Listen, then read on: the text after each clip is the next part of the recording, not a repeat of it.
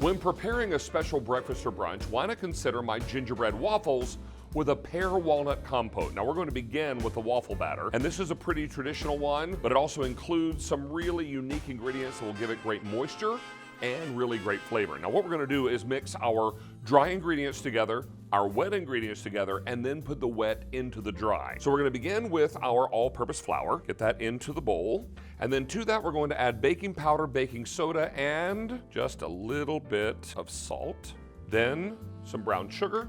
And here come your gingerbread spices. This is cinnamon, ginger, nutmeg, and ground cloves. This is going to really add that beautiful gingerbread flavor. Now I'm gonna take a whisk and work all those dry ingredients together. This is just so everything gets incorporated and then everything is ready for the wet once we get all that together. This actually smells wonderful. It smells just like gingerbread, just as it should, all the great spices of autumn. We're going to put that aside and work on the wet. Now, here comes the moisture and some of the unique flavor. This is non-fat Greek yogurt. Gonna give us some great richness. To that, we're going to add an egg yolk and an extra egg white. Then 2 tablespoons of whole milk, some vegetable oil, and finally, for some more gingerbread flavor, some molasses. Ooh, pretty. That combined with all those autumn spices is what gingerbread is all about. Now, let's get our spurtle. Get in and mix this wet together. So the egg yolk is then incorporated in with the molasses, vegetable oil, and keep working this until everything is incorporated. And if it starts to smell a lot like gingerbread, it should. Now, let's bring our dry back over.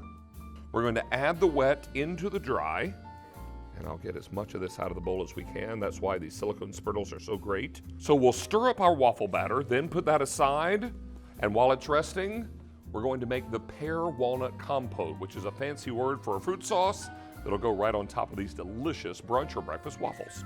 So our waffle batter is made. It's time to begin on the pear walnut compote. Now the first thing we're going to do in a preheated skillet is melt a little butter. Let's just get all of our butter into the skillet. Let that begin to melt away. And then we're going to add in, oh, it's already smelling great. We're going to add in some brown sugar,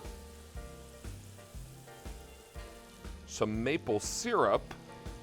It's gonna start almost forming a caramel sauce. Then some autumn spices.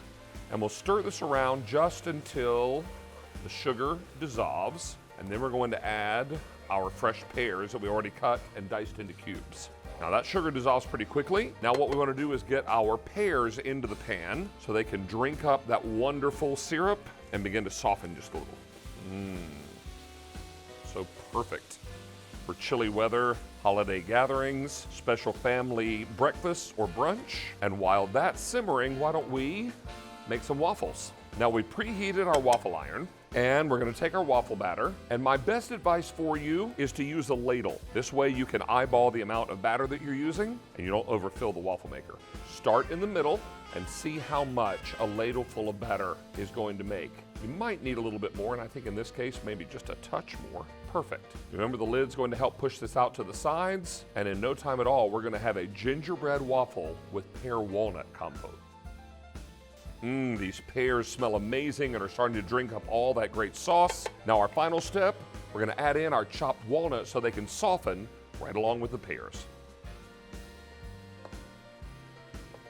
The gingerbread waffles are done and it smells delicious in our kitchen. Let's go ahead and get a second waffle off the waffle iron onto our plate. And now let's top it with that beautiful pear walnut compote that has been simmering on top of the stove and is now just perfect. Now we'll get a great big spoonful of this, pop it right in the center. If you decide you want to put a little whipped topping on here, gee, I hope you will.